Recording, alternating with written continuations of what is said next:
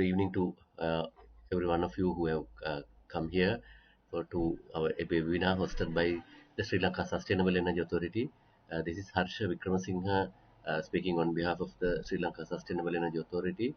And we have today Dr. Tusita Sugathapala, senior lecturer from the University of Moratuwa, and we are very proud to say that he was one of our leading director generals of our authority. He was with us for long years, and we are very happy to have him here. And today we are discussing a burning issue, a really burning issue these days because of the dollar crisis and the foreign exchange reserves and the gas supply. There are so many things which have caused immense hardships for the people. The transport fuel on one side and the cooking fuel on the other side. Maybe uh, 10, 20, 30 years ago, this couldn't have been a severe problem because 80% of our people were using fuel wood as their primary source of cooking energy. But our recent survey indicates a changing picture where more than 50% of our households now use LP gas or liquid petroleum gas to supply their cooking energy. And most of our homes, the pantries, the kitchens we have designed for ourselves during the last couple of years, they are unable to have a wood fired cook stove in their homes. So we have a real problem here. So we thought this webinar is going to be very meaningful for the people, the masses who are suffering, and also the technology-driven people in our midst. Without taking much of your trouble, let me invite Dr. Sugatapala to take over. And just to give a brief background on him, he was a product from the University of Moratuwa from the mechanical engineering discipline, and he has got his PhD from the University of Cambridge, and his so many publications to his credit, and he's an active mechanical engineer in the country, providing us great support in terms of the technical capability, not only in this specific area, but mainly in transport energy systems. But his training is in some other very high caliber sub-discipline of the mechanical engineering. But today we are taking him to the most relevant and most basic of the needs of the human race, which is cooking energy. So without taking much of your time, let me invite Dr. Tusit Sugasapala to do the honors tonight. Thank you so much. Please be with us, and you can raise questions through the Q&A or the chat box, and also after the presentation, you can raise questions even in the local languages, Sinhala and English both, where we have no problem. Please raise your hand if you have a question. We will be more than happy to connect you with Dr. Sugatapala. Thank you, and Dr. Sugatapala, the floor is yours. Thank you, Mr. Harsha. Good afternoon, all. Let me share the screen. Title given to me is Cooking Energy Solution for Gas Deprived Sri Lanka. As Harsha indicated, now in the society, this is a burning issue.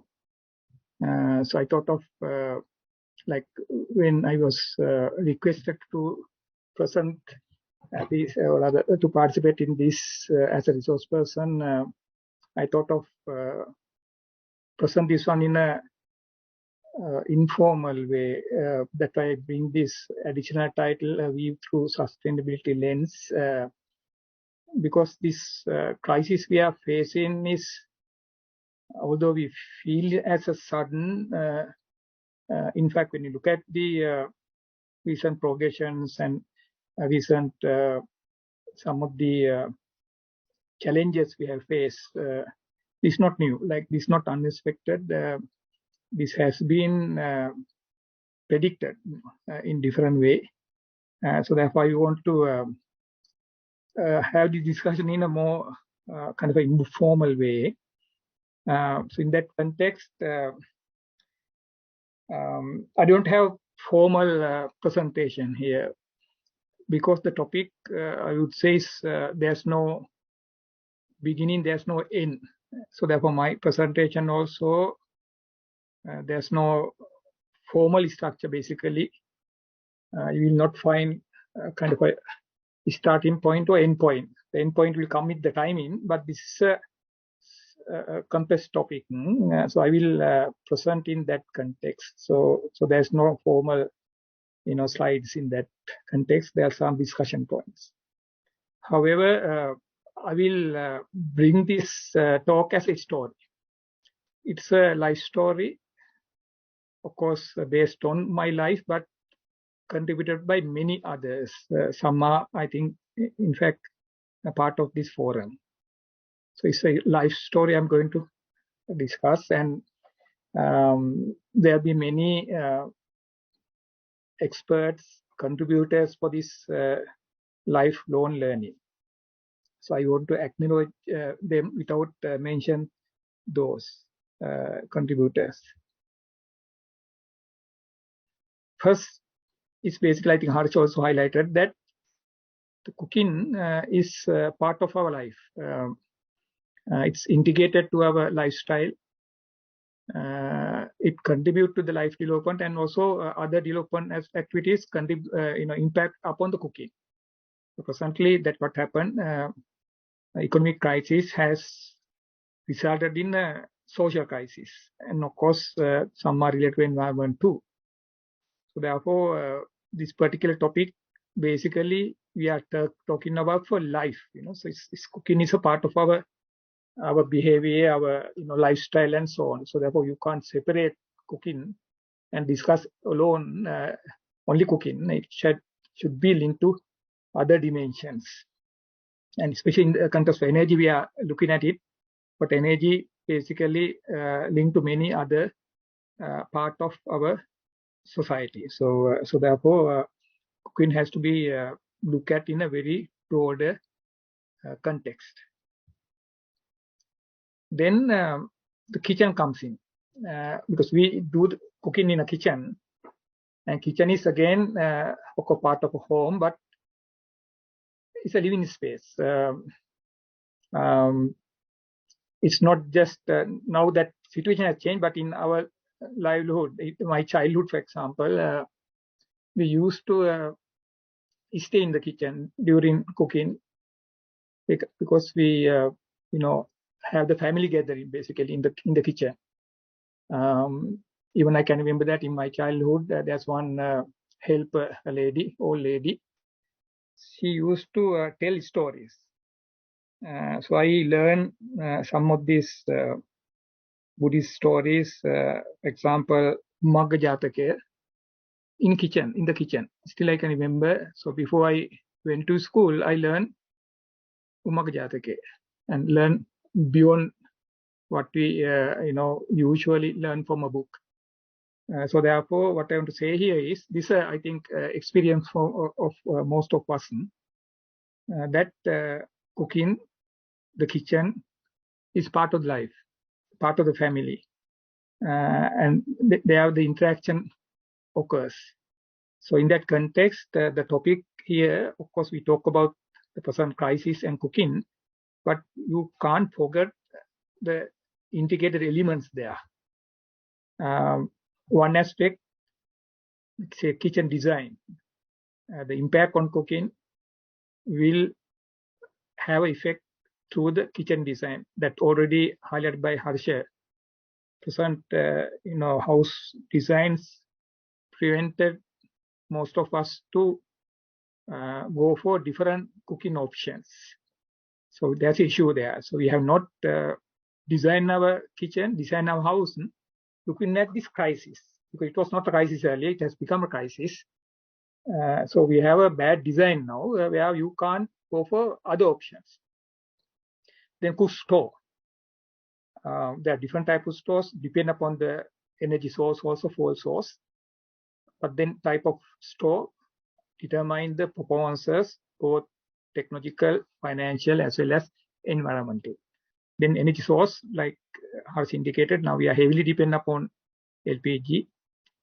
There's issue here. Some are related to economic, financial aspects. Some are linked to broader context. not the individual level, but the national level. Now here we talk about the energy, security. Usually the activities in the kitchen, the buying a store, design a house is an individual or family decision.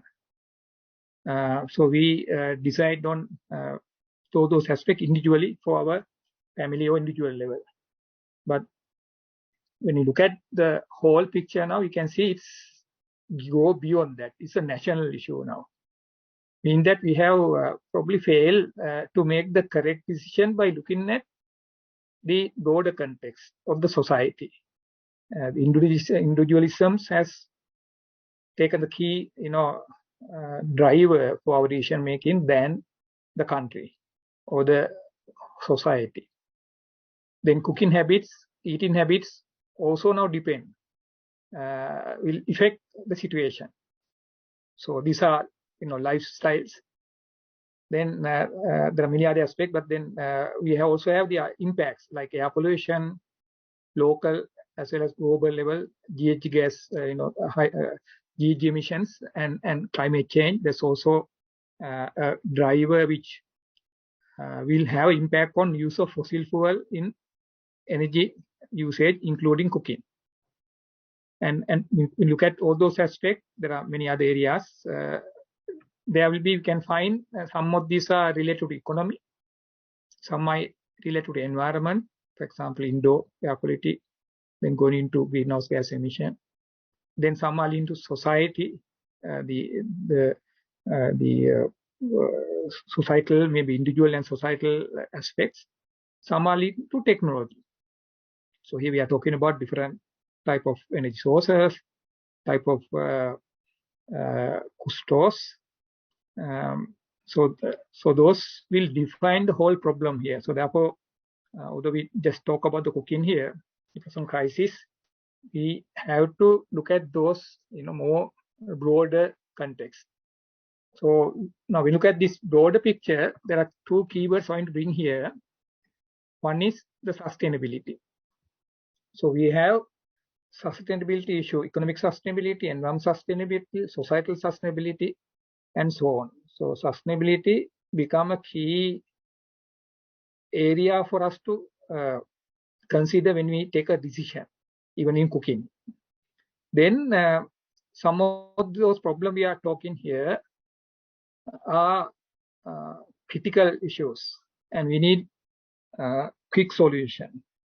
Such solution usually can come mainly through innovations. So therefore, when we talk here the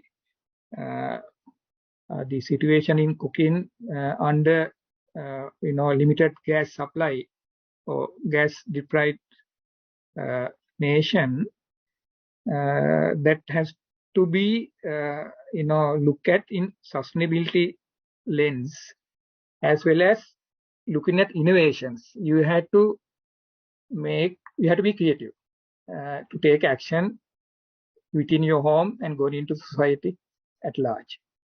So therefore, here the sustainability and innovation would be two key aspects through which I would like to discuss the solutions here. With that, when you look at this word sustainability, we have a framework which has given a kind of a universal, holistic solution for most of the problem we face, almost all the problem, the critical problem we face as humankind, human society. The solution framework is given by this 2030 Agenda for Sustainable Development and Sustainable Goals. It's a solution framework for multiple challenges. Now we are facing multiple challenges now.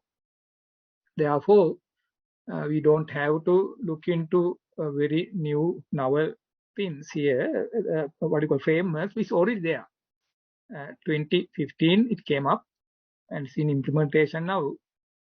Unfortunately, we were not following this framework as a country, individuals, institution, country, and also as the globe, whole world. Therefore, we failed to come back. For example, COVID-19, because the scientific community, they predicted this type of pandemic. We have one SDG related to health and well-being. The solution frameworks there in 2015 when COVID came in 2019, 2019. The society, the whole global society failed to face that, having that solution framework, because we were not following that. So therefore, still we fail to follow. Like even now, we are not looking at this. So therefore, most of the countries now, like EU, some of these developing countries, especially developed countries, now talk about this recovery from COVID as green recovery. Mean the sustainable recovery, say green recovery towards sustainable development goals. So 2030 is the target. We had to now reformulate us, reshape our initiatives or our actions, looking at this framework. So that's one of the very fundamental way we have to look at this issue. Here, I don't want to go into detail in SDGs. I think most of you are aware of it, but I want to have an interpretation of these SDGs. SDGs are global thing. We have to localize it. We have to interpret in the local context. And one of the very innovative way of interpreting that one is, it says that the SDG, the 17 SDGs can be, reformulated like a wedding cake. The center, where the economic related sustainable goals lies at the center, surrounding the society. Then economy and society surrounded by the biosphere, that's the environment. Mean that there's a hierarchical categorization here. The economy, then the society, and the most important thing is the environment. Usually in our decision making, even the cooking, when you look at it, we look at the economy, then the society and the environment. It should be the other way, basically, in the national level, global level, maybe, institutional level. The way we have to take decision is the most important is the environment, then the society, then the economy. So we have to shape our economy by looking at the social and environmental dimensions. So even in the cooking, when we want to find a solution, we have to look at this aspect also. Cooking as an economic activity, so it's something related to economy, but then it's linked to society, it's linked to environment. We have to look at that also. So therefore, our solution we are talking here is not immediate solution or short-term solution. We have to look at the long-term solution, sustainable solution, in which the society and the economy, the environment aspect has to be taken into account when you are planning for our intervention in cooking as a solution. And another aspect is in SDGs, there are some key governing principle, what you call core principle or guiding principle. It's a universal, mean that it's applicable for both rich and poor equally. Developed countries and developing countries, in a country, richer and poor both. So I mean that this cooking solution we are talking about may not have a single solution for all. There'll be different strata of the society, and each of those levels, each of us will have probably a different set of solutions. That's something we have to identify and then implement. There's no unique solution. Therefore, don't expect me to give a solution here, but I will talk about ingredient, and then probably you can think and then make a correct decision. Then no one left behind, leaving no one behind. Mean that, as I said earlier also, everyone has to be catered by our solution. We have to think about everyone to make a solution. And then, of course, we also look at other areas, but these are the key aspects we have to consider. Then I'm now going into the key points or the key topic here, the cooking energy solution under gas deprived scenario. Now I want to bring here why me. Harsha pointed out earlier also, my background is not biomass or cooking or combustion. There are other experts. My expertise was basically in aerodynamics, fluid mechanics. Then why me? I just want to highlight that one that will also pave path for our discussion. Firstly, I know how to cook. I started cooking in my childhood, during O level, A level. In the university, I was in a chamari. We cook. That's for institutional cooking, basically large, 15, 20 people. And then when I went for postgraduate also, I cook. Thereby, I then invite others to also join me. So I had that social interaction with cooking. So then now I do cooking for relaxation, because I usually work in in some complex topics sometimes. So I want to relax. So then I cook. I just want to say that therefore cooking for me is not for eating. Sometimes when I cook, at the end I don't feel like eating. So I just give to cats or sometimes my family and so on. But cooking is my habit, hobby basically. So that's where even when you talk about solution, we have to look at cooking as not just an activity for eating, but it's a broader context of part of your life. Then of course there are various stages of my life which make me to go into biomass and then cooking. In mid 90s, when Professor Atalage, one of my colleagues in the university, was in AIT, he allowed me to participate in a 2 weeks seminar or short course. We talk about renewable energy. So I learned all the different renewable energy sources as well as biomass energy. So I learned biomass energy in AIT in mid 90s. And then after that, there's a regional research program on biomass energy. Then I was invited to be the local, the principal investigator and local coordinator. So then from there onward, I moved into biomass energy, did a lot of surveys, research, met many people. And then that drive me to energy sector. So biomass energy, Kusto is the starting point for me to, a driver for me to enter the energy sector. And then I end up with SCA and so on. So therefore I have a background, and it's a long story, but there are many contributed to my knowledge. So the most of the thing I'm highlighting here is not just my knowledge. It's basically came up with many others who I was lucky to get involved. So therefore I moved from aerodynamics, that's my expertise, to biomass energy. And today I think people know me as expert in biomass energy than fluid mechanics.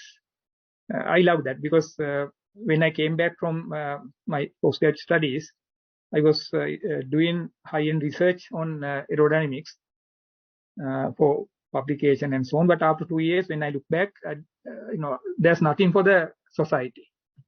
That changed me, and I then had this opportunity created by Professor Atalage to go into this biomass energy, then renewable energy, then climate actions, and so on.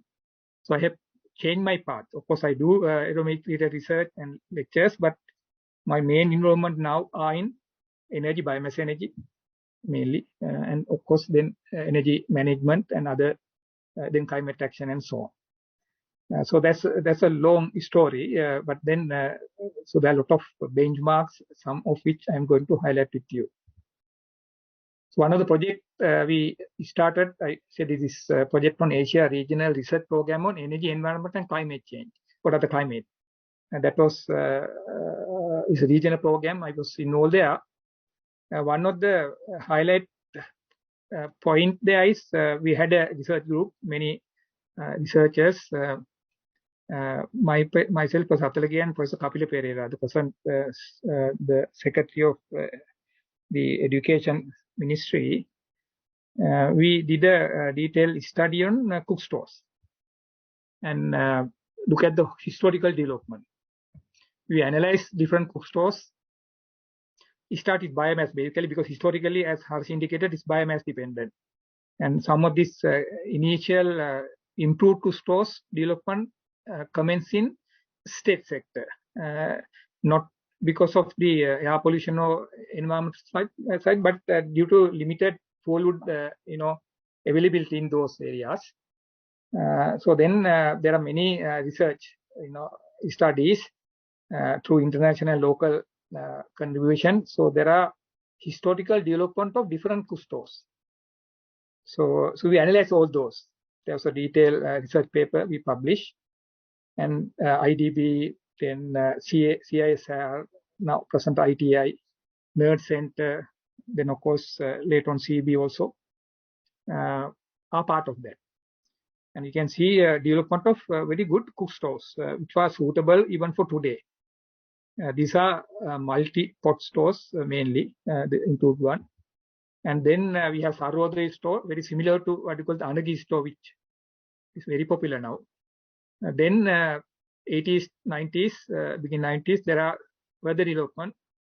Anagi 1, Anagi 2, single pot, two pot stores that's developed by initially at the CB and then supported by other agencies, then IDB and Nerd Center store. So these are improved stores basically, but I think only Anagi 2 is very popular now. It has a long, I think, development there.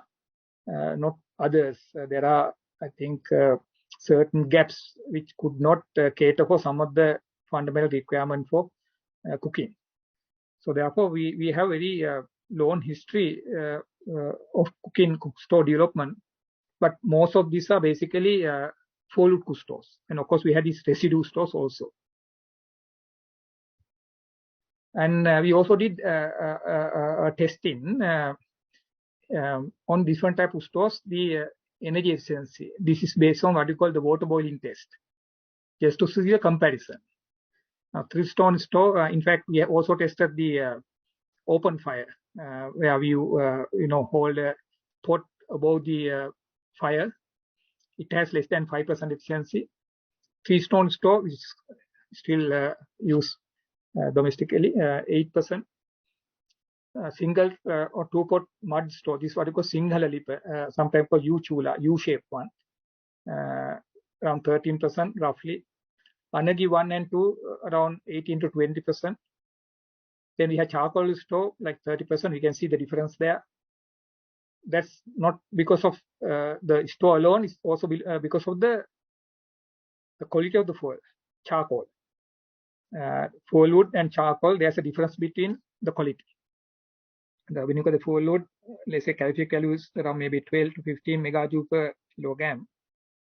Charcoal may have 20 to 25 higher value.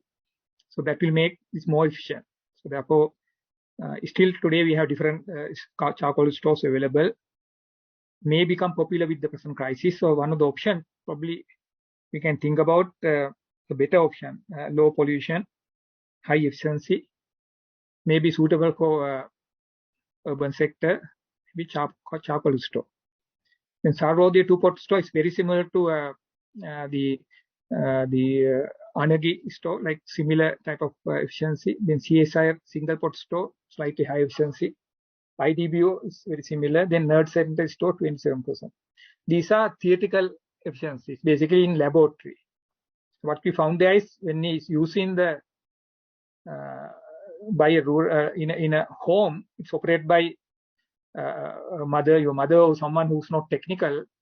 These efficiencies are not so high. So therefore, these are efficiencies under certain control condition in a way. But of course, we do what you call water boiling test, try to simulate the actual situation. But usually when you do the testing, the research assistants and we usually bit careful on the way we do. So therefore, we get a higher efficiency. But when you go into the real situation, this may not be the case. But then at least we can see the differences. Now all these stores are biomass stores, so we can see different type of fuel. But then usually what you can say is even the charcoal store like 30%, generally without any additional energy source like fan, what you can gain from a biomass store, maybe 20-25% efficiency, maybe maximum. Mean that you have to move away from this conventional, although we call ICS, we have to move away there. We have to go for further innovations. That's happening now. There are better stores. I will show some of those later on. And subsequently also we tested other stores. Now this is what we did for the biomass energy in Asia, the project. But parallel to this one, we also did testing on gas, electricity, kerosene, and later on we didn't test it in. Now it's a new one. What do you call this? Induction cooker. So I just highlight those values, kind of comparative values. These are also their ranges. So kerosene stove is around 45% efficiency. There are two types of kerosene stove. This is the average. We have wicket stove and there are other one. I forgot the name. Then we have LPG stove, usually around 55%, maybe 60% maximum. That's what we have now. Again, this is now. Those days we have single burner. Now we have double burners and so on. And I have not seen any detailed study on the efficiency of this. There's a need to look at those.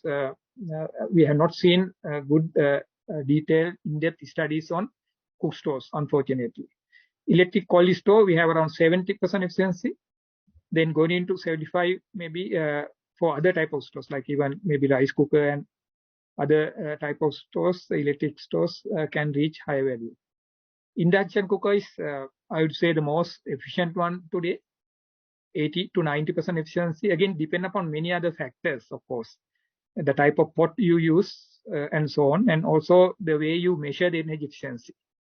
So there are other, in between electric coil and induction cooker, like you have the other variants there, but these are basically even microwave. It's less than induction cooker, but then of course difficult to measure its efficiency, but believed to be less than induction cooker. So that personally induction cooker seems to be the most efficient. Now these are the technologies, and also related to fuel. But then sometimes we can improve the stove to improve these efficiencies. So therefore it's not unique values. These are subjected to other, the way you operate and so on. So this will indicate a kind of a what you call energy ladder, starting from solid biomass, solid fuel, then to liquid, and going to gas, and then finally electricity. And probably come across this what you call energy ladder, which indicate that electricity is the most versatile fuel for cooking, or other energy source for cooking. I would say that will be the future, but then we have issue of how you generate electricity. So therefore, most sustainable way of cooking would be renewable energy generated electricity, then electric appliances. That will be the future, but then that will depend upon the economic, the power, basically, the level of economic development. So therefore, there will be a transition from the present status, present day, to electric cooking in the future. But it will not be immediate. So therefore, we have to have solution to each of our community from different energy sources. So the solution to the present crisis is not a single one. It will come from different sources, different technologies.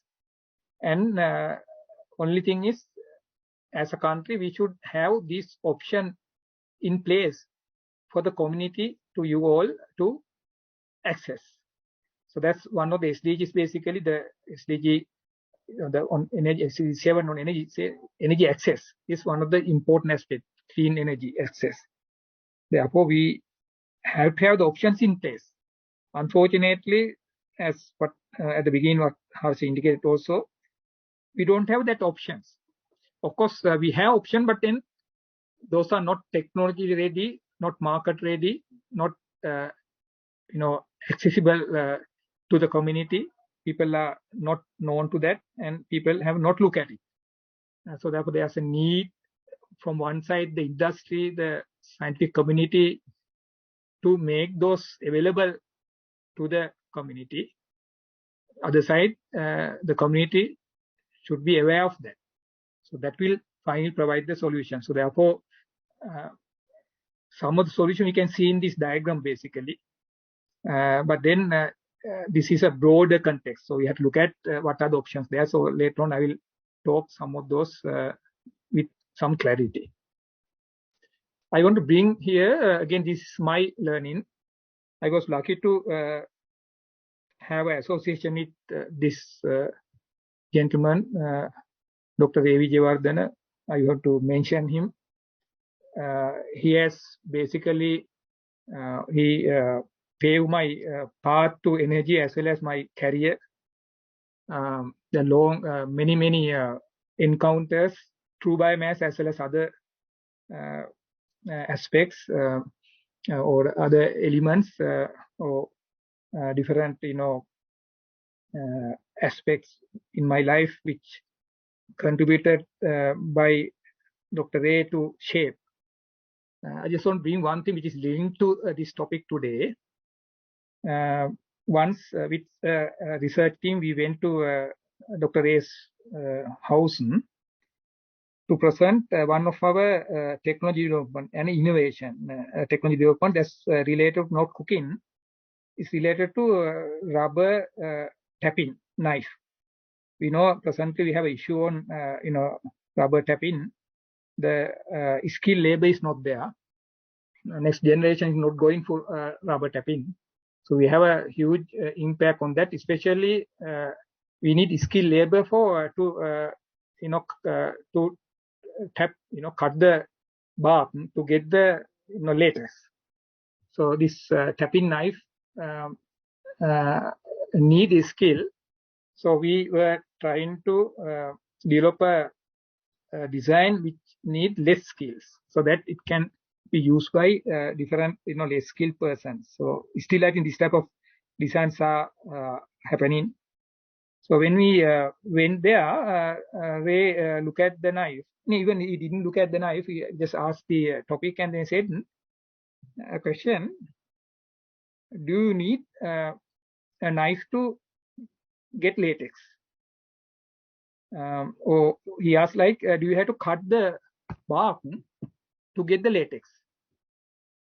That changed the whole discussion topic there. We did then discuss the knife. Then he explained, why not we try something where we don't need a knife. So now we are doing the innovation for a knife, thinking that knife is necessary for get latex from a rubber tree. Then he has given many examples. One of these is one of the development in Malaysia. Now, one of the issue in Sri Lanka is our trees. Typically rubber tree are not round. There are a lot of uneven surfaces. Therefore, when we cut, we need to have special skills to make that without having a excessive cutting that will damage the thing. So therefore, it become more complex, more difficult. What Malaysia did was they produce through biotechnology round rubber trees, so that cutting is easier, so that you don't need a new novel knife. So that is very fundamental way. I think the Dr. Ray is looking at problems that also pave a path for me to think differently. So therefore, I want to now bring it here now. If we have this situation here, I think Dr. A will ask, do you need to cook? Because cooking is not the final service, it's eating. Now we have an issue with LPG because we have to cook. Do we need to cook to eat? And we have to think about it. This is a very broad topic. So therefore, in any problem, the first solution comes with prevention. anything, any problem is this, prevention is the number one thing. So therefore, if we have a LPG issue,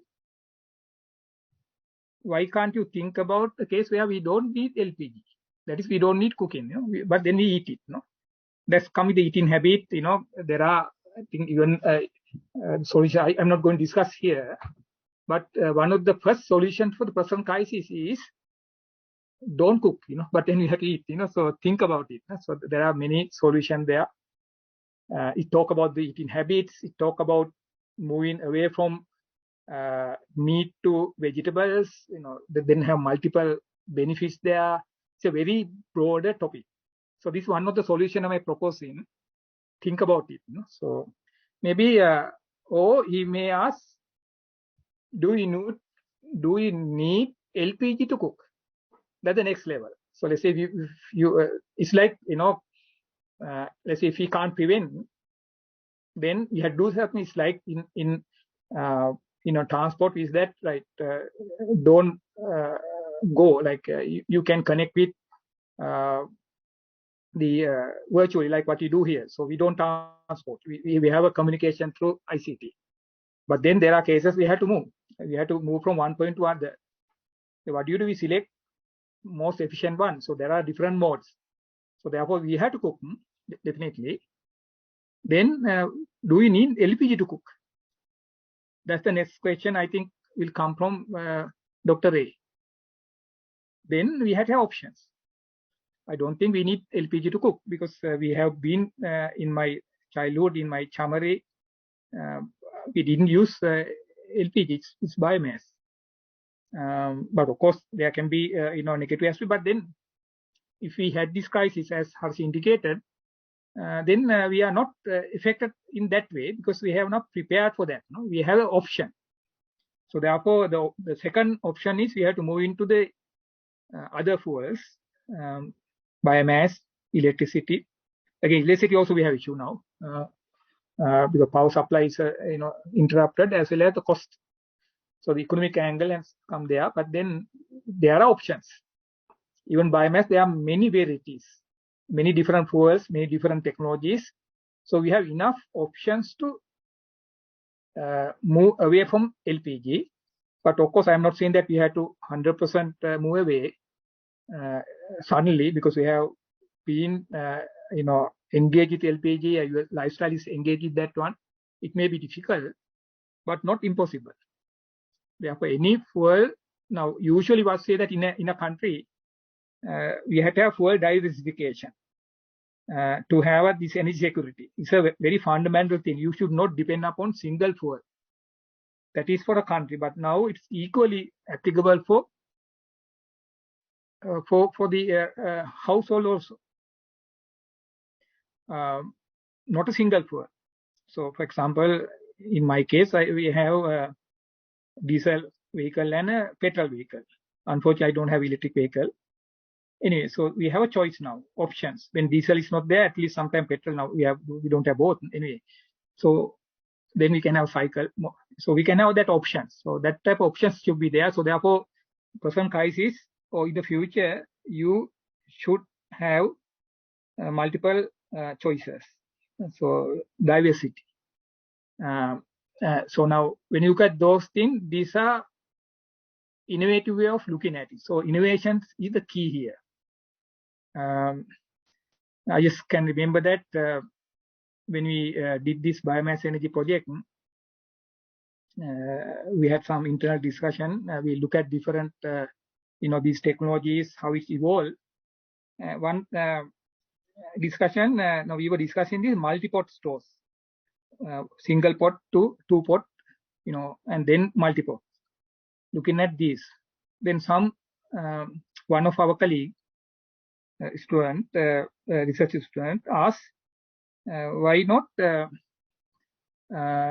multiple pot, but multiple compartment in a single pot. We have single pot, single firebox, single pot, but within the pot, multiple compartments. So that we don't have to, separate the, different channels and so on. That will be more efficient.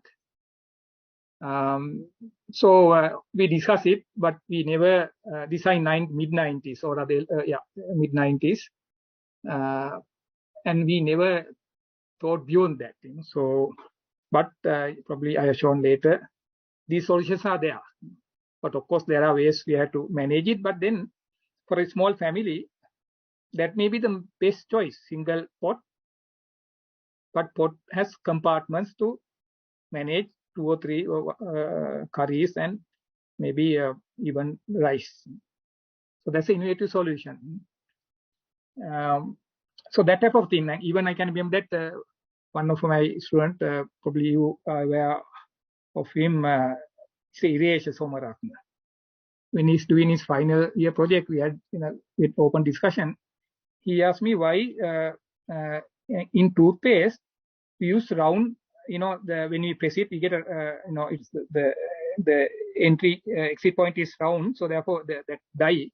So we get the round one, and our toothbrush we have flat surface. He said that why not we use rectangular toothpaste, the output die. Then it will rest properly on the toothbrush. That's his argument. So, and therefore there the loss, the amount of toothpaste going into the fiber will be less when it's flat. That is argument. Anyway, we didn't test that. We didn't went for a product development. Now he's doing product development, but not that thin. That's where I can remember again Dr. Ray, his thinking. So therefore, innovation would be the key to the present crisis too.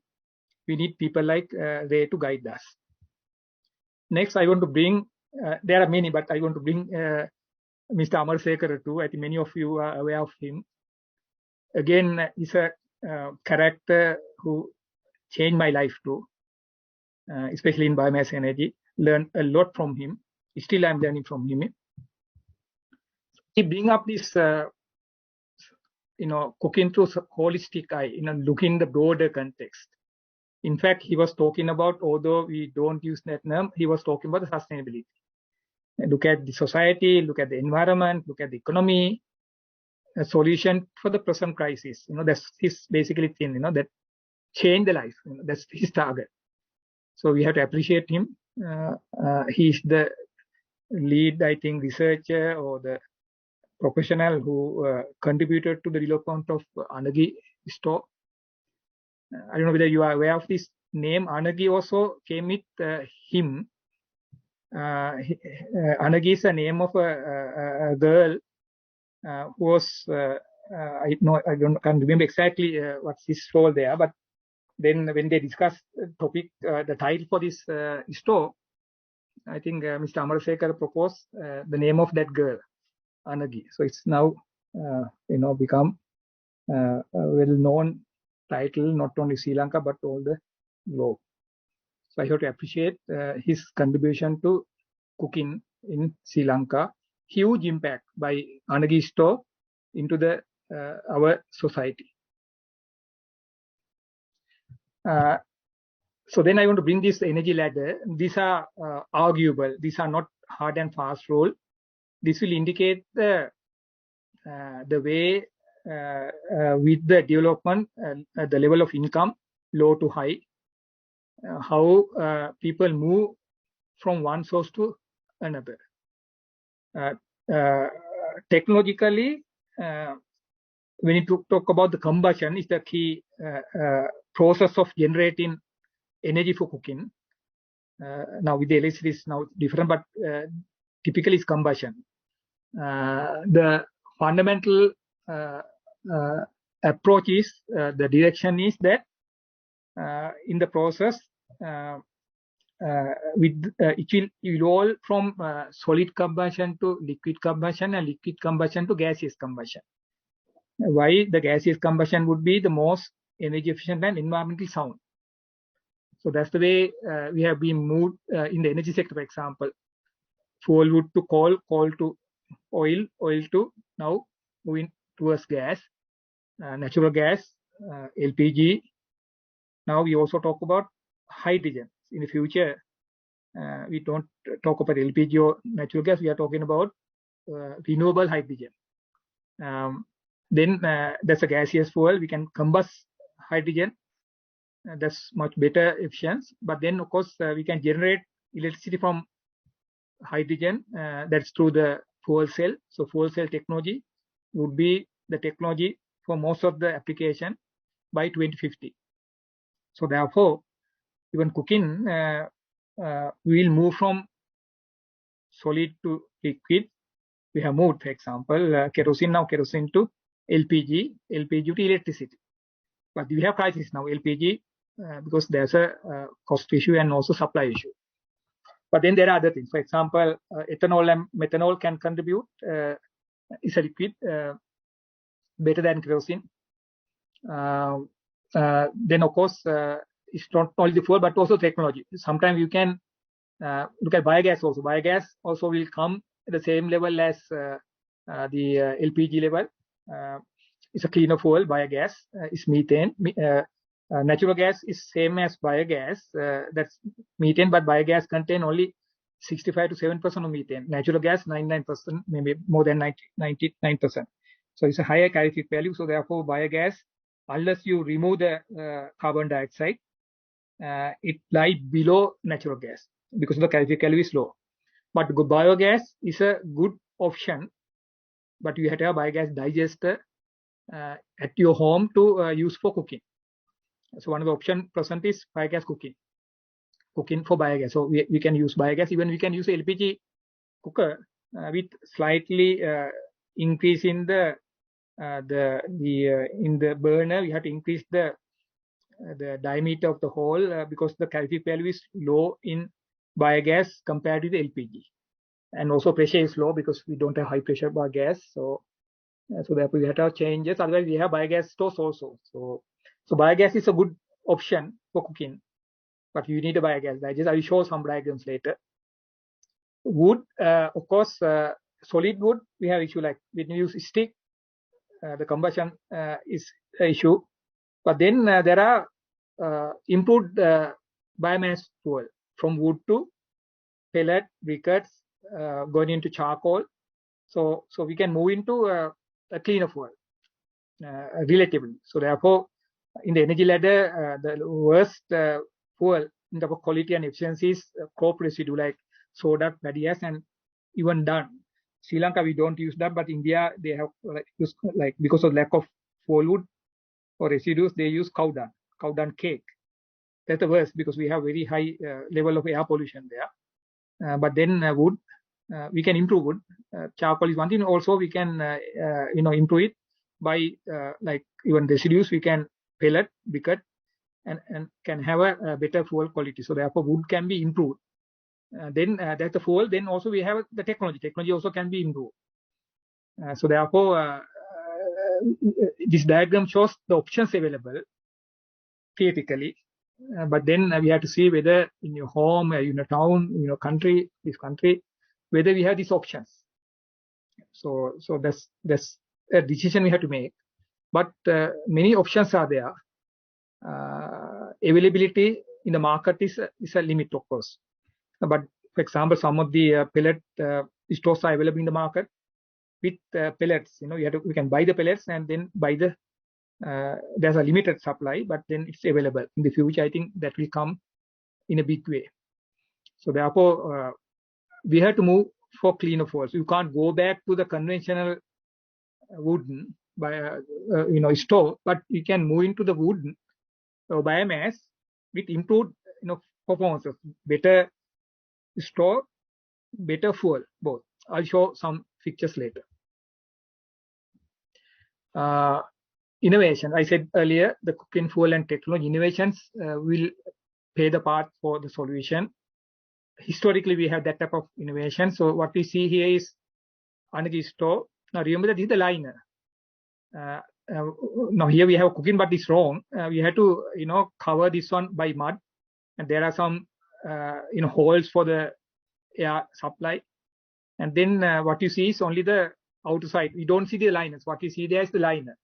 then we get the better performances. So this whole surface will be covered by mud, should be covered by mud. So we have single uh, uh, firebox, and then we have two pots. So we can cook, we can boil water, or two different heat requirement. You can control that basically. Not the control, but we don't have control as such. Earlier design there was a the damper between the two pot, but then when you use it, usually that one is usually metal, so it get heated, and then also there was a ash, what you call the separator there. This also metal, so that has negative impact on the user. So therefore, you don't see it here. But then ash separation, chimney, and so on are important element of a improved cook stove. But then Andaki stove is, I think, used by maybe 20-30% of the percentage of our community for cooking, which has much better efficiency than conventional cook stoves. So it's a good option. Here we use stick.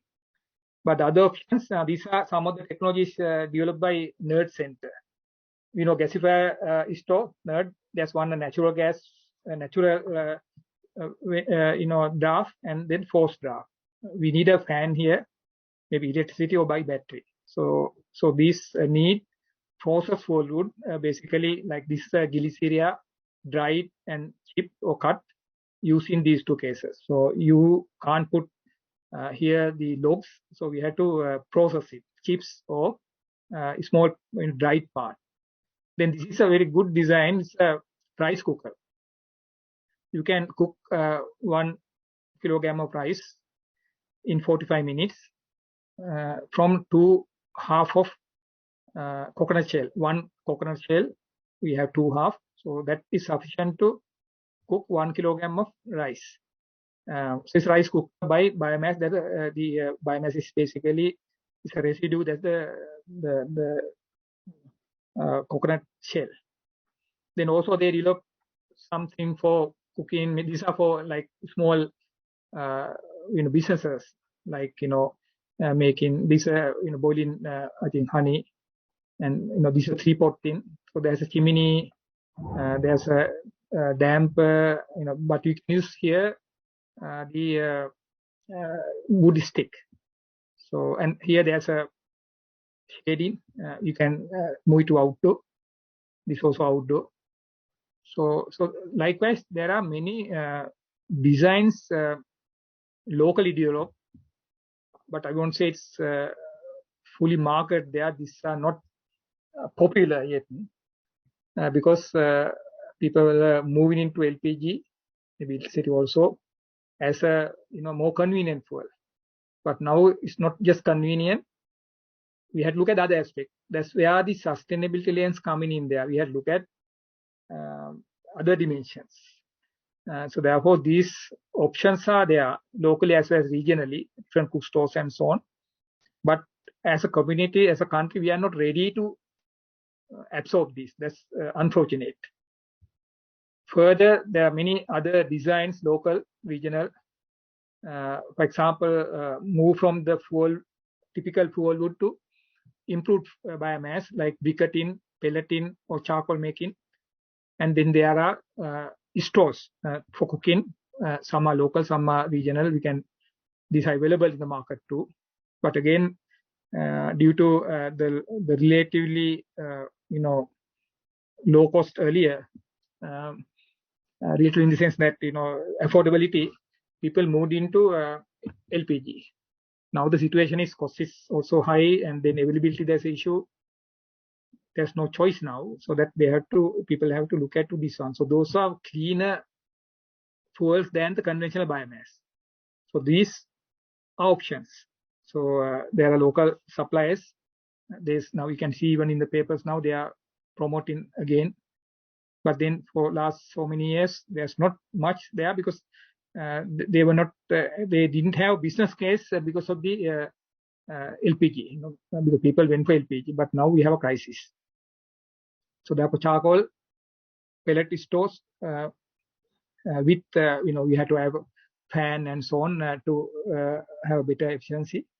There are without fans too, but briquette, pellet, charcoal, these are improved fuel where the efficiency is higher than the conventional stores. We can reach around 30%, even more than that. So those are options. Biogas is the cleanest biofuel basically. There are many designs. Some are catered for liquid waste. Some are solid, like biodegradable waste. What we see in the left side is this liquid waste management plants where we are using biogas digesters, and then you can use the biogas for any energy application. This is for the food waste in a home. This we can buy from Arpicot, local inventor develop it. So we put the food waste here with water, then you can get biogas. This is available in solutions too. Some of the household level and institution level, this is available. But only thing we can use it here is food waste. Then we have this another design is more, I think, efficient. We call Sri Lanka. That's also used in domestic as well as institution level. Large ones available. Presently, we have maybe 10,000, 15,000 biogas system in Sri Lanka operational.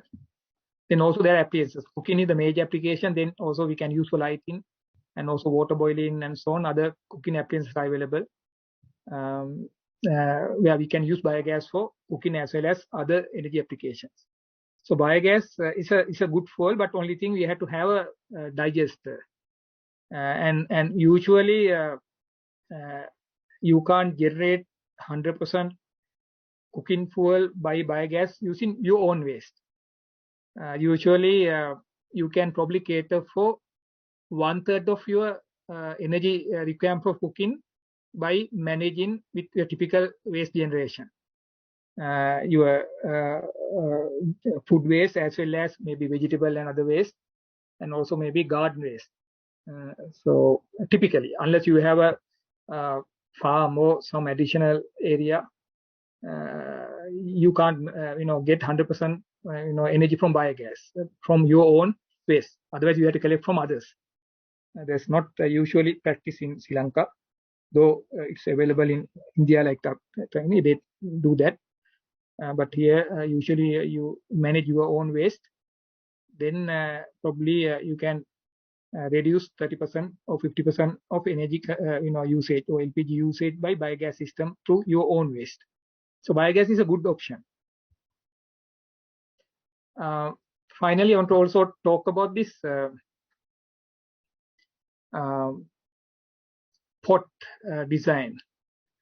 These are not preferred by especially younger generation because they have a limited time for cooking. And earlier, of course, cooking is a kind of a habit, or a job for our mother. For example, in my case, my mother, basically, although she is a teacher, she's so fond of cooking because that's her job, like cook for my father, my family, and even now she has dementia, but then you always want to cook, and even without others' help, she without thinking go to the kitchen and cook something there. So therefore we used to keep some extra rice for her to have that habit. So we should look it, but sometimes she go there and then we keep that in her to do that. So it's a habit basically. So now that habit has changed. For new generation, you can't expect that type of a service from a woman now in a family because both husband and wife now work. So then they want to have cooking. One thing is, like I discussed earlier, whether we have to cook or not, we have to take a decision. Sometimes we can order, like, so that may be option, but then you had someone else has to cook, like, so ordering from a another entity would be an option. Then moving into something we don't cook but just eat, like salad, fruits type of things, another option. So those are the things I discussed at the beginning. There are options like that. But then if you go for cooking, then if you have limited fuel supply and your need is small, like 2 or 3, then you can think about this, having this that different design, of course. Multi compartment pots, not multi pots, single pot probably.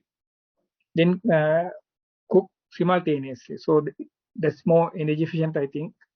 But one thing is we have to manage properly, because different type of vegetable, material may need a different amount of heat. So we have to carefully look into this and then manage it. But then I think this is an option now considered by young families also. So basically, what I want to say is that there are different fuel options, and we look at the fuel types, moving from solid to liquid to gas is the trend, then gas to electricity. So therefore, the most versatile is electricity, and then electricity should come from renewables. It may be costly now, but in the future, it can be the grid. It's connected to renewables is one thing. Other one, you can have your own roof of solar, or use that one, maybe a battery, energy storage, and use the electricity to cook. So that's an option. Maybe costlier now, but in the future, that's an option. And of course, the government is now planning to go for 70% renewables by 2030. Then your grid electricity is relatively cleaner, so that use electricity for cooking would be an option. But of course, we had our supply, so therefore, when you look at the India pollution and so on, that may be one option. But at the same time, when you look at this India pollution thing, it's also linked to this energy ladder. But it's not not only the type of stove, but the type of kitchen, how well you ventilate your kitchen. Now we did a study in estate sector household on this India pollution. They almost all of them use the conventional wood stove. They had very high air pollution in the kitchen, but there out of 70, there were 2 houses. They have much better air quality, less than even our air quality, ambient air quality standards. Both of them had a chimney, household chimney, and both use Anagi stove. Anagi stove with a chimney. Then your air pollution is much lower because we are not exposed to that. In our childhood, I can still remember that our kitchen are outside, not in the main house. We have separate house, and the wall of the kitchen is also half wall, enough ventilation, and not connected to the living or bedroom. So that's the way we had our house architecture those days, more sustainable, where we, in terms of air pollution, we didn't have such an issue, especially in Sri Lanka, because ventilation was there. There are good practices that make even the fuel wood a cleaner fuel. So therefore, you can't say fuel wood is bad. It become bad together with other issues, the store, the house design, and your practice of using this. So that by improving, it's what you call the management base. By managing the way a person operate cooking, and also with the technology both together, you can address those issues. So then even the biomass can become a cleaner and convenient fuel to be used. That can be used for a household. So therefore, you can't just throw away biomass saying that this bad or whatever, air pollution and so on. There are solutions. Secondly, biomass is relatively freely available. Usually in those days, we have even home garden supply enough fuel for cooking. Then we have now there's limitation, but still it's a indigenous fuel. So by managing this fuel properly, especially in the institutional and government level, um, by supplying cleaner fuels like pellets, briquettes, clean biomass, dried biomass, and so on, the present situation, energy crisis in even the household level, this cooking can be addressed. There are initiatives taken by SCA and there are some projects going on to have this sustainable supply of biomass for energy application, even domestic, and also demonstrating improved technologies, biomass. So I would say biomass can play a major role in coming years till we are ready to move into electricity. But then LPG, now we have an issue basically because we don't, of course, we have in our, this exploration, oil exploration, we don't have coal, but then we have oil and gas deposit, especially gas deposit, but those are yet not economically feasible for us to extract and use it. So therefore, for the next 10, 15 years, we will not expect, we can't expect natural gas to come in. Then LPG basically come as a byproduct of fossil, so crude oil, and we have crude oil issue now. So that issue with the now Russia also, this will drag on for future, I think. And on whatever the case, when look at these climate actions, there's a red light now, and most of the countries now looking for this what we call Green Deal, European Green Deal. Even Korea, they have Green Deal now. Even India, China, they are looking at moving away from fossil. So now we have a business case because we don't have fossil as our own resource. So therefore, moving away from fossil like LPG, maybe in coming months, again, we might get low cost LPG. I don't know, maybe some supply. Even with that, moving to LPG is riskier, not individually, but not only individually, but also as a country. So therefore, the solution for this is moving to alternative fuels and technologies. And then it's not just the store. So, for example, what the habit, eating habit, your choice. Now, earlier there's a discussion when we have the energy management program in SCA, whether you need a refrigerator in your home because all this food all over the country, especially in the urban sector, you have this, major supermarkets. They have their, refrigerators. They store it, so we can just buy it. So why you need a fridge then? So it's one of the extreme end, but then it's an option. Like we have a central place, they operate, and then we buy it. So similarly, now we are also moving away from cooking. So one of the options may be, have a limited cooking. So that's a solution in a way. But then you can't prevent 100%. So we have other options. So therefore, we have to have multiple options. So, and innovations will be the key. New technology should come in and so on. One of the diagram I should forgot to include is there's a one store just designed in US, which can be used to cook as well as generate electricity for lighting and maybe small, not big one, and also phone charging. This was developed earlier for camping. When you go for camping, you don't have electric supply. Cooking is difficult, so they developed this stove.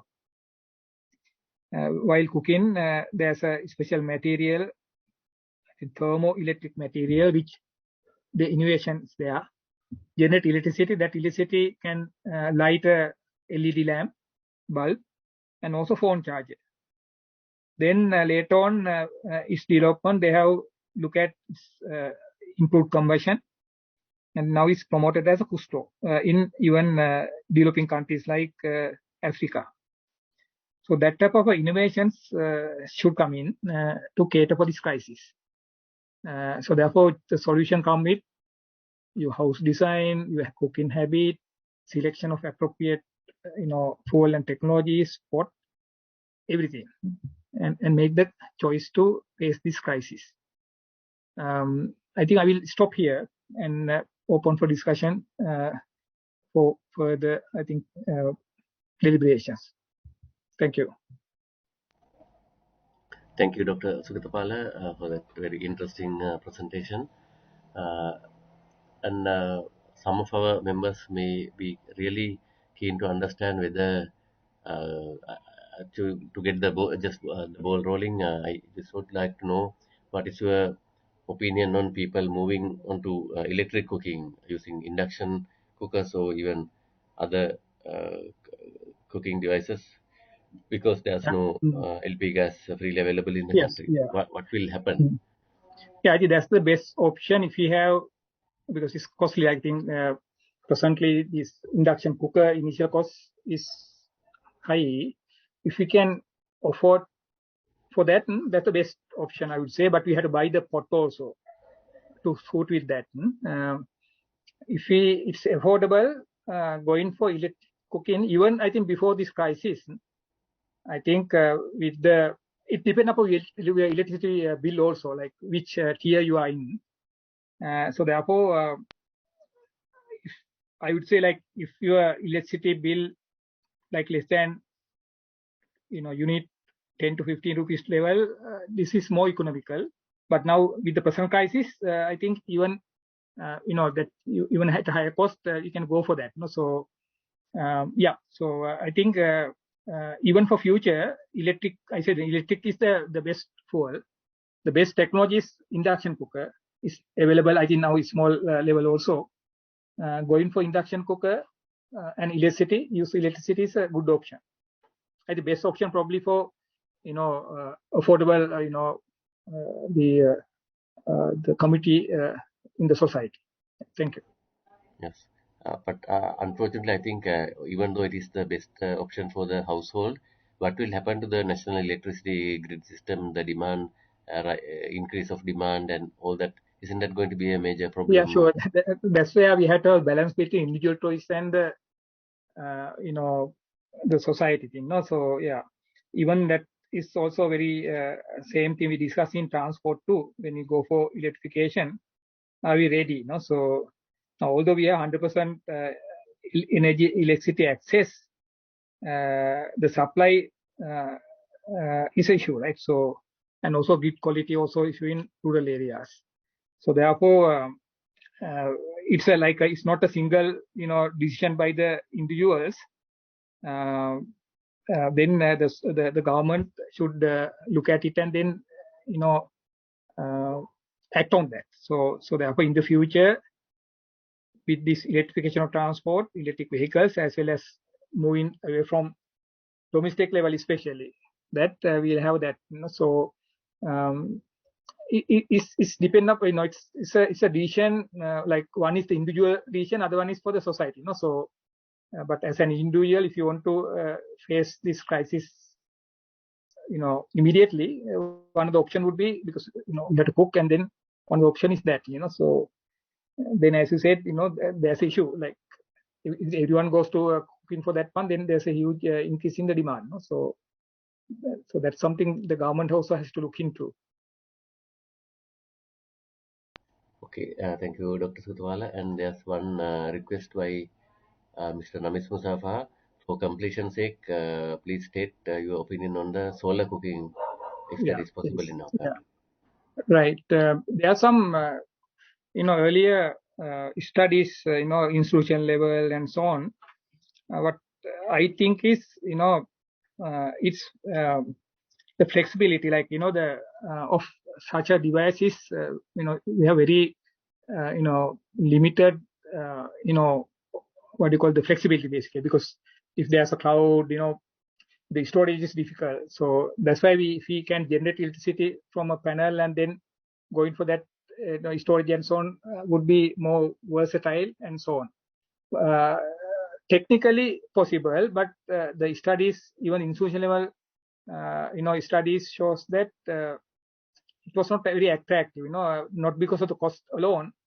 There are a lot of other complications. When you have, because Sri Lanka, we don't have, especially solar cooker depend upon this direct radiation. Not like panel. Panel, we have both solar PV, both direct and diffuse radiation can be, converted. But solar cooker basically based on the reflection in mirrors and so on, basically on direct radiation. In Sri Lanka, our direct radiation component as a percentage is relatively low. So therefore the potential is also not so high. Then we have technology complication basically, and like if you have a shading comes, then the lot of uncertainties are there. So therefore you can't even during the night you can't use it.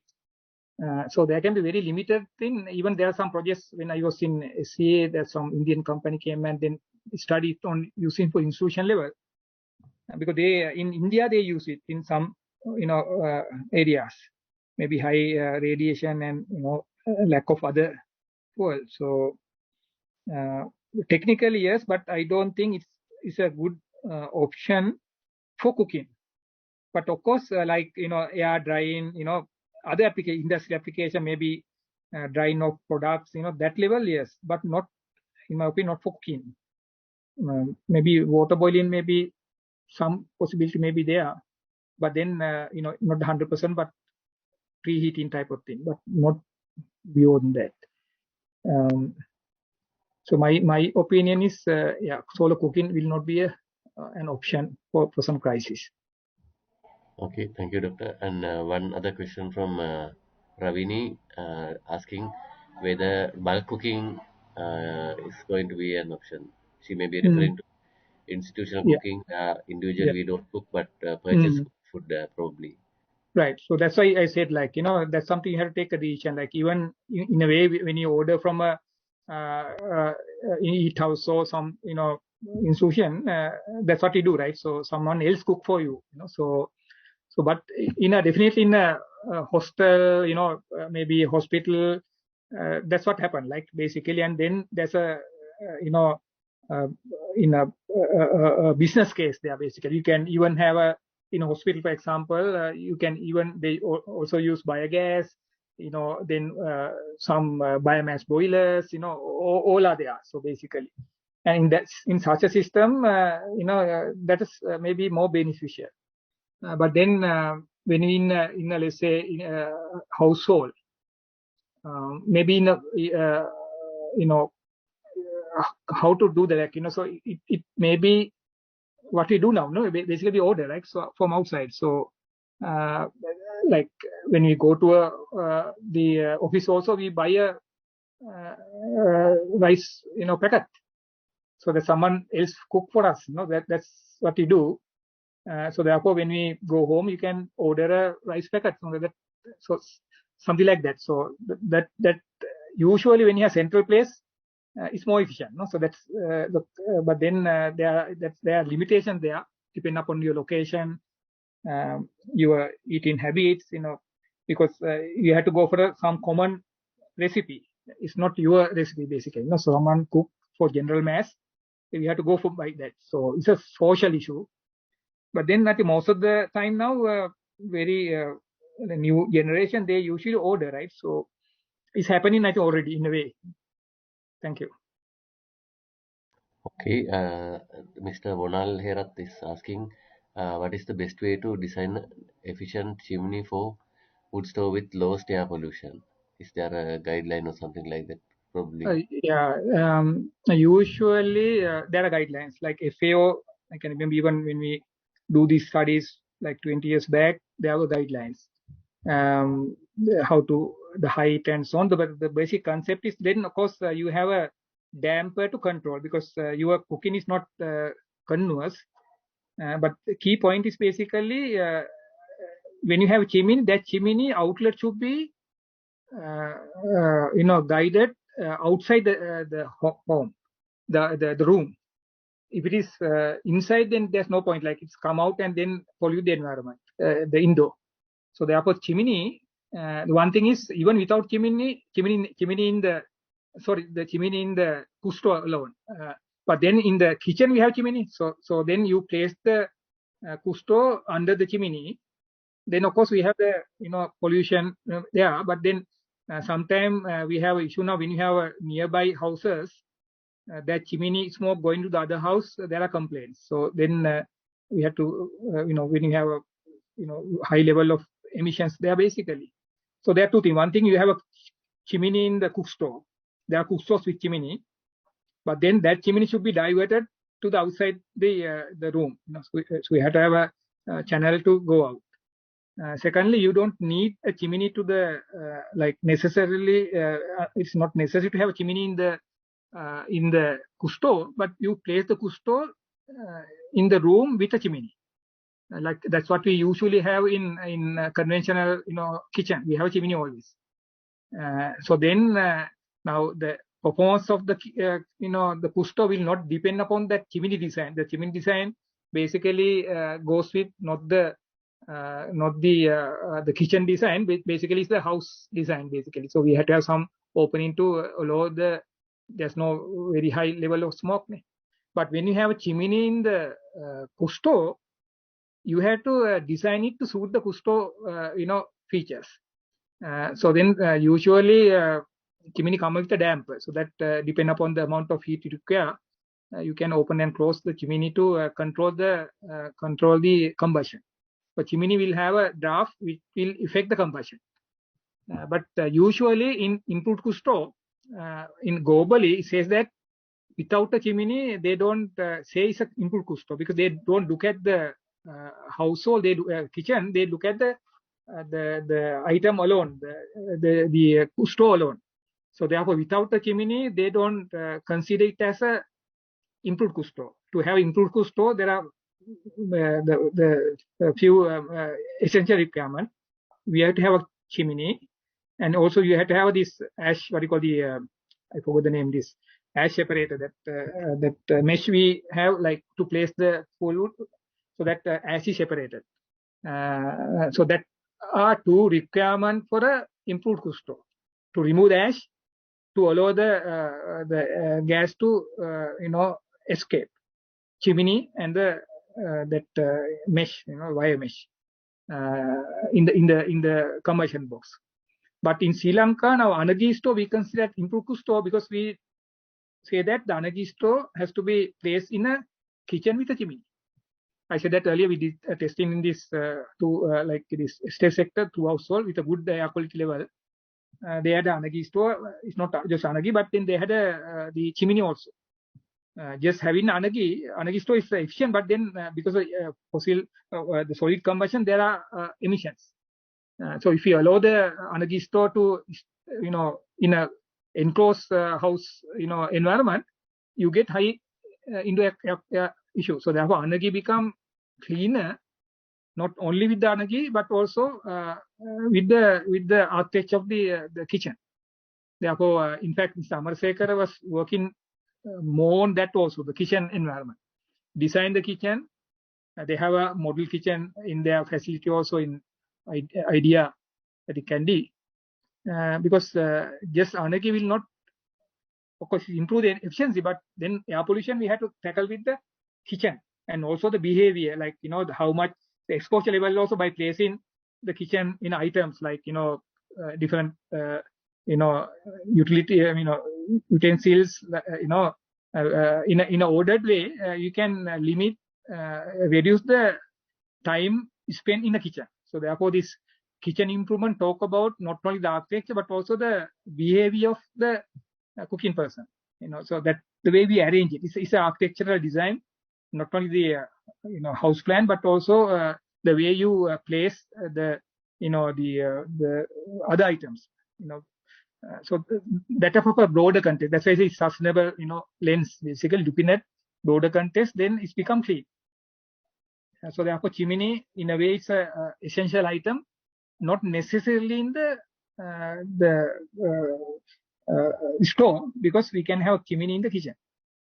Thank you. Dr. Sutwala, Mr. Ronald Commister has raised hand. Yeah, Mr. Commister, sure. you can ask the question. Mr. Commister, unmute yourself and you can pose your question.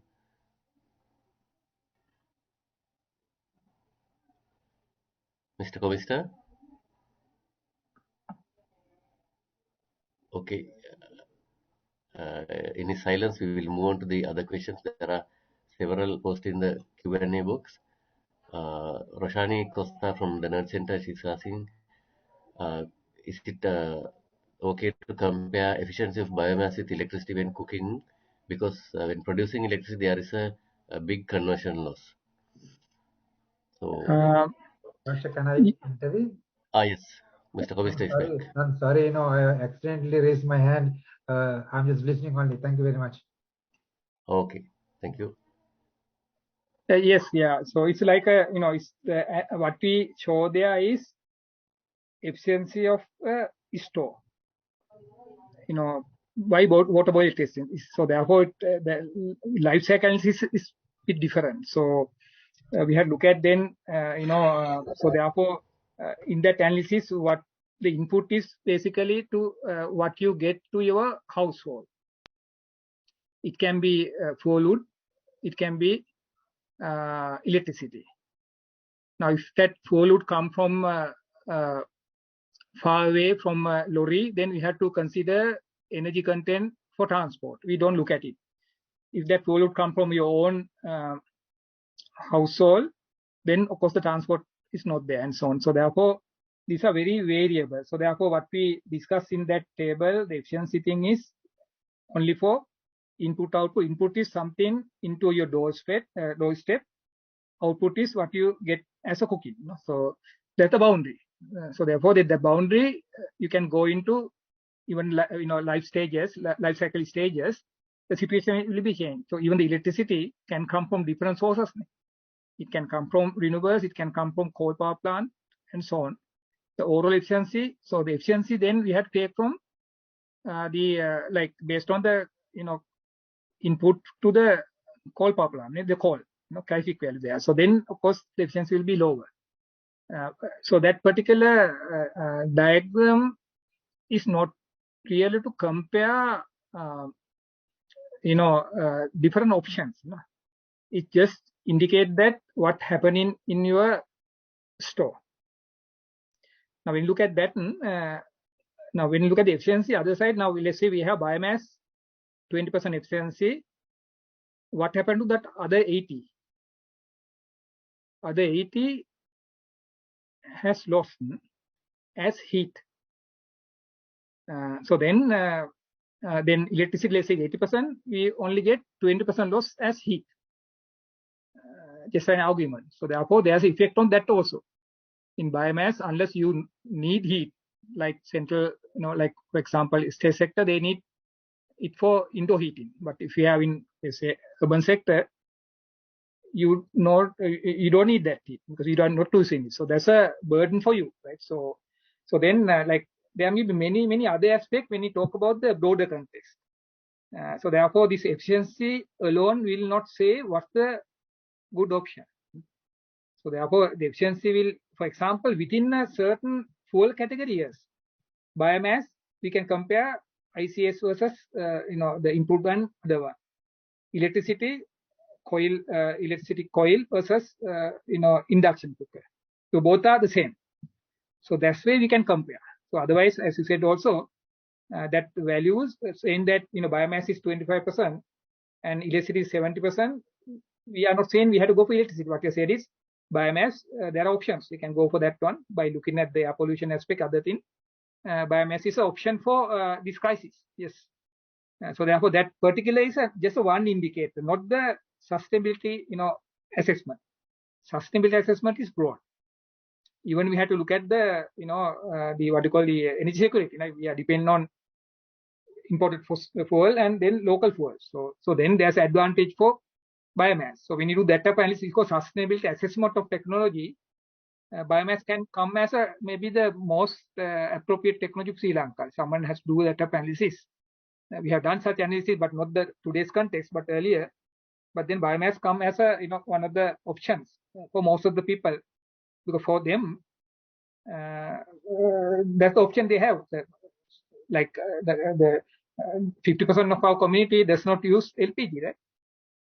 So they don't use electricity. The only option is biomass. So for them, biomass is the best, not because of efficiency. It's because of the other elements. Yes.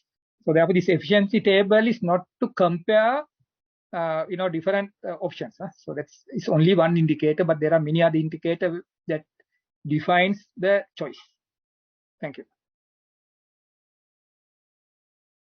Yes, just to add to the discussion, we are in a position to share the recording with the participants who registered. Please bear with us. We give us one day. We will do that. And there's one more question. I think we can take in only a couple of more questions. Uh, can you explain the health issues related to induction cooking?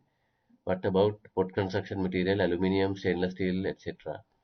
So, is Uh, there any issue with regard to induction cooking? The question appears to be in that line.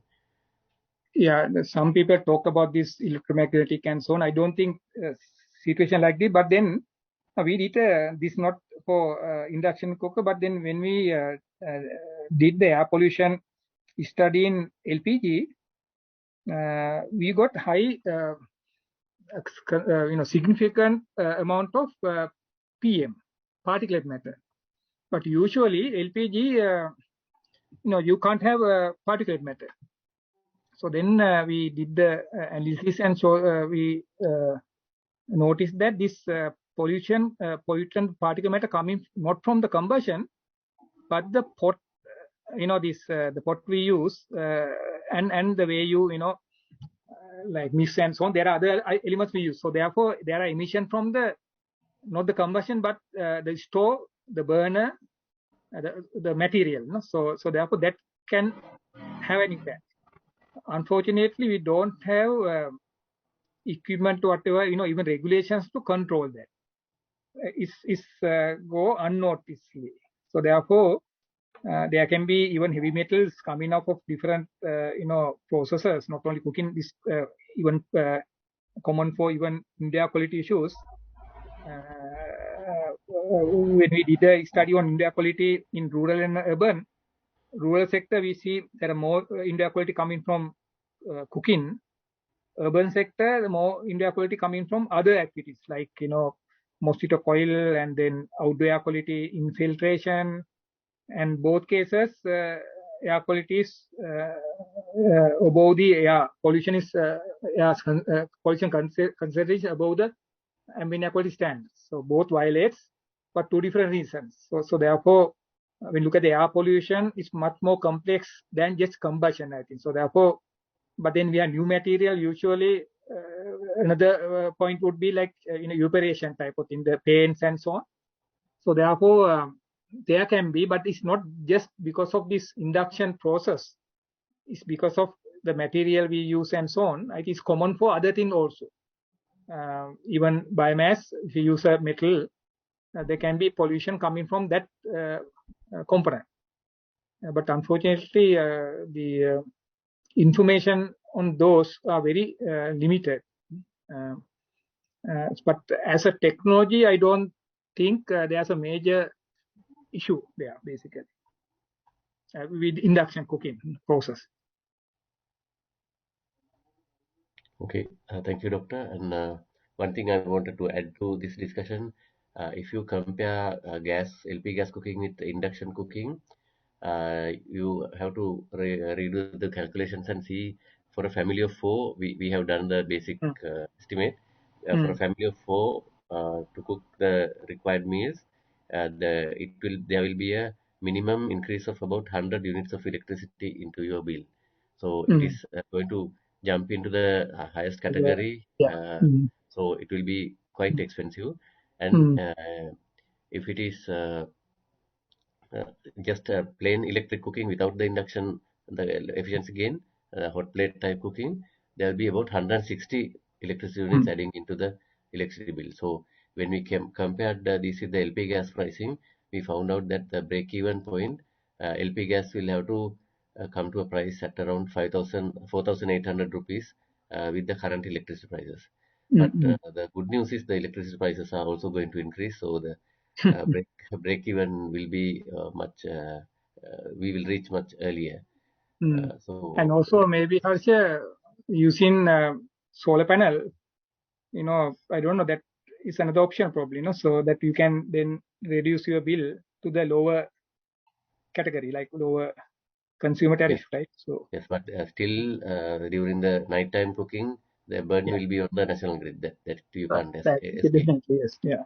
So And we need a that type of, I think, broader analysis to take a decision where it should be basically drive by the agency like SC and CB, so to educate the people on that, and so that make them aware on that one, because it's very, very important to take the correct choice. So presently people are acting on their individual choice. For yes, that one, these information are not available. So that it's an important area where I think SC can work now on this cooking, looking at different options, and then like what you do in this even rooftop system, you have that analysis. So similarly, for Quicken, what you now just discussed, I think that has to be popularized for people to understand.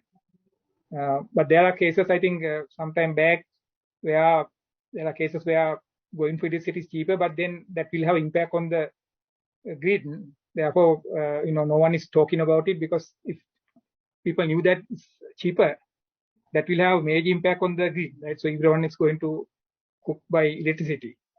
But then you can't keep this one as a secret. So, but one thing is, we have a kind of a cross subsidy there. So that's based on a different situation now, including cooking as a potential area for demand. Probably the CB can rethink about this cross subsidy thing. These different values used for the consumer tariff thing. So that, because I think the logic behind that is now changing, right? So the consumer, these cost subsidies, that should be there, but then absolutely. yeah, so that's The something 30 that units, 60 units, 90 units, that yeah, bracket that's had right. been designed Mm. when lighting was done by incandescent lamps. Now, Right, right. the Mm. lifeline tariff for just general lighting and a simple existence, it should be much lower than 30 units. That is our Right. But understanding. then now I think refrigerator become normal, what you call this, even for rural people, there's a requirement. So I think earlier we say is lighting and other few things Yes, are the basic requirement. But now you can't say now. We have to now say the even refrigerator is a basic requirement. I don't know. So even so, then your basic requirements will become higher now. No? So actually, both the refrigerators and rice cookers, they have passed 60% penetration level in our country. right, So it is no longer a luxury. You are quite right there. exactly. So therefore now, then looking at this even cooking as a potential area, revisiting uh, tariff scheme will be important. Otherwise, the country will be in trouble, no? Because the tariff is not catered for the demand for the community, right? So I think in the future, the electricity cooking will move to that, no? So and of course, the trend is also for that digitization, electrification, um, going for renewables. So we have to analyze this one in a different context now. Yeah, thank you. Yes, I think we have run out of questions, and it's been quite a while that we started this thing. But I initially, when the presentation was on, I made a comment on the need to cook, whether actually we need to cook our food. So the basic question is coming from my personal experience, because my son had a lactose intolerance problem, and we met a very eminent dietitian in the country. Mm, She told us that it is absolutely not necessary to cook food. No other animal species is cooking food. They are just using their digestive system to digest food. But whereas we eat and drink things which are not supposed to be in our digestive system, so we mm, need a partial digestion mm, outside our system. That is why mm, we do cooking. So in that sense, dairy products, milk and things, most of the meat products and cereals are not meant for human consumption. She Yeah. told us that our original diet is tender leaf and ripe fruits. That's Mm, all we can take as natural in natural mm, form. Nothing will go wrong. And she actually joked with me saying, if everyone reverts back to their own pre-designed food the menu, the mm. doctor will be out of business in no time. So Yeah, most of that's the yeah. illnesses which are here today with us are a result of our this extended metabolism. We call it cooking because Mm, cereals are not meant for us, the meats are not meant for us, and of course there are other things which we are not supposed to take in. mm, So whatever that is not possible to be digested in raw form mm. are not meant for our system. So it's a Right. very pertinent question that you asked Mm, today. What is the need for cooking? So mm. with that very uneasy question, I will leave the audience No, for a yeah. round. No, Just I asked let that. them think. Yes, I asked that question not for that meaning, Harsha. For example, sometimes we cook for let's say 5 days and keep in the fridge. Then next day we take it out and heat. So that like how you manage that. So therefore it's not 100% going for not cooking tin. Whether the way we use energy for our food processing is correct or not. That's the thing. So I think there are ways we can improve it. And I saw another comment here, like regarding this pressure cooker. When we cook it and then uh, last 5 minutes we can keep it, without using energy. That's very common. Even rice cooker, we can switch off 5 minutes earlier, and then the inertia, water, heat there will do the final cooking. So therefore, I think we discuss in iron, like in ironing, we said the way we operate the iron, 20-30% energy we can reduce. So even cooking, that's the case. You don't have to fully cook, because final part will be natural, because we have a hot boiled water, hot pot, and so on. So that will cook. So I usually you do that for the boiling of eggs. I just boil it few minutes and then switch off, but keep it there, and then finally I get the required level of cooking there, basically boiling. So that cooking practice itself, I think, can reduce a significant amount of energy usage. So you cook it, but then the way you cook will is different. So you can save it. So anyway, so that question is basically to uh, you know break the ice. Out of box thinking. I think that's one of the quality of Dr. Ray. So I just pick it there. But that's a good question where we stop and think. So that's something. So otherwise we just do as a practice. So that question is to stop you and think, and then take a decision. That's anyway. Thank you. Yes, and I take this opportunity to thank all the participants and Dr. Sugatapala and my team at the Sustainable Energy Authority, led by Irosha, and the people who organized this, Mr. Chaminda Lenege, Mr. Anuruddha Hidarsingha. So let's hope we will find some good solutions to our cooking problem and move on, because we are, I think, energy security wise, we are in the one of the darkest periods in our history. Transport fuel, electricity, and even cooking fuel. We are battered from all sides. So this is the time the country needs our services as professionals in the sustainable energy sector. I invite all of you to contribute freely. But one last comment on the way people are thinking, taking innovation to a next level. One of the laymen in the country proposed to our general email account that when we are boiling water for drinking water, he's proposing to have a two vessel system where we have a larger vessel, boiled water, and we generally cool it before consumption. So without cooling, he's proposing us to have a second vessel placed inside the first vessel, mm, and keep the water for preheating, and then use the second smaller vessel on the cook stove.